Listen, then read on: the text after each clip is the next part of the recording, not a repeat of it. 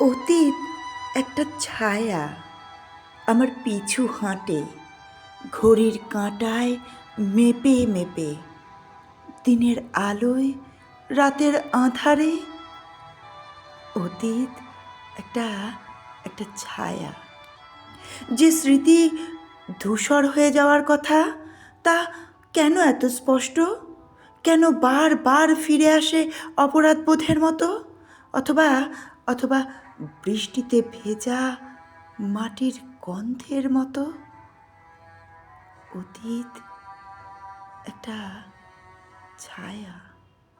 চেষ্টা করি পালাতে, নতুন শহর, নতুন মুখ, কৃত্রিম আলোর নিচে দাঁড়িয়ে, কৃত্রিম আলোর নিচে দাঁড়িয়ে নিজেকে খুঁজে পাই না। অতীত তখনও জানালার ওপারে, শহুরে কুয়াশার মতো আমাকে আমাকে গ্রাস করতে চায়। অতীত অতীত একটা ছায়া, এক অদ্ভুত লুকোচুরি।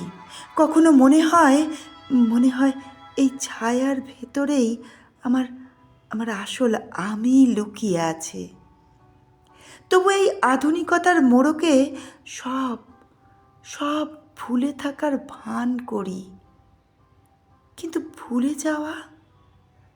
ভুলে যাওয়া তাতেও তো ব্যর্থ।